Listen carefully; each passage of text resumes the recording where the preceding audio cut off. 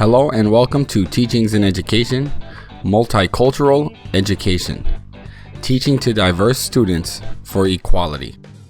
Please take no offense at the images used below. Now, let's begin this video with a quick overview of multicultural education. The first thing that comes to mind is the perspectives and biases of the current curriculum. This type of education aims to make meaningful changes to curriculum. It attempts to reform educational institutions in a way that empowers individuals from diverse cultures and backgrounds.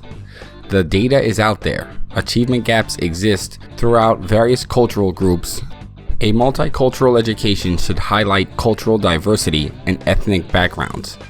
You want to make sure students from diverse backgrounds feel welcome at home in their schools. Now, let's take a look at a framework for multicultural education and give credit to James Banks, who put this together.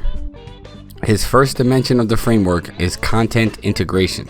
Content integration looks to naturally infuse content relevant to the cultures and backgrounds of your students into the curriculum. Here you can emphasize content from different cultures from around the world and infuse cultural content into various subjects. Students can perform culture studies on their personal heritage. After interviewing their parents, allow the students to present and discuss their cultures with the rest of the classroom. The next dimension is knowledge design. In this dimension, educators discuss and analyze the cultural frames of reference, biases, generalizations, and assumptions. One example of different perspectives on historical events would be the voyage of Christopher Columbus and the founding of the Americas. Explore how different cultures might view this event, and that can lead to an open discussion. What would the Europeans think, and what would Native Americans do? The third dimension of the framework is prejudice reduction. Students will develop appreciation and understanding of other cultures by recognizing negative stereotypes.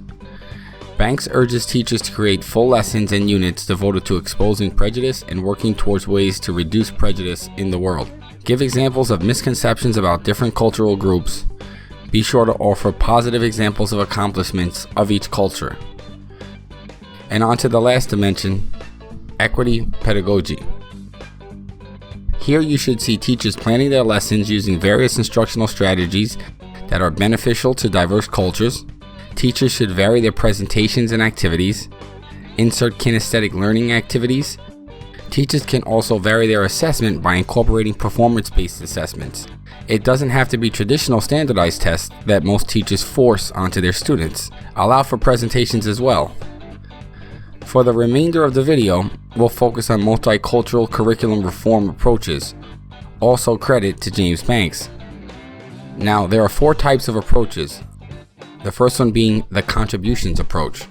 Cultural heroes and ethnic artifacts are added to the curriculum during holidays and specific lessons. During a Mexican holiday, for example, teachers might bring up a little history on the holiday and allow students to bring in culturally relevant food. Teachers might place spotlight on important inventors and scientists. However, this approach is very limited and students don't really get a chance to learn the full story. The next approach is additive. In-depth content, themes, and perspectives are added to curriculum without making changes. It may be necessary to add a unit of history of Africa. In literature class, add specific books that touch upon underrepresented cultures. Just as African history and culture are often neglected, so too is Japanese culture and history. There is much that students can learn from this beautiful culture. The third curriculum approach is transformative. This curriculum is transformed in a way that focuses on the perspective of diverse cultures. Schools must present a curriculum that allows students to see and understand the different ways that certain cultural groups have benefited while other cultural groups have been harmed. Have students consider the viewpoints of different countries in terms of the United States. And the last approach is social action.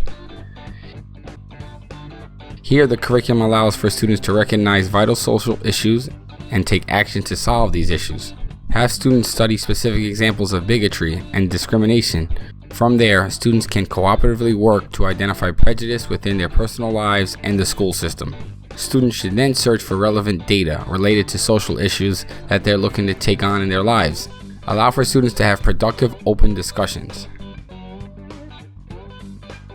Right now, I just want to say thank you for your time. Please subscribe to the channel, and don't forget to like and share this video. See you soon.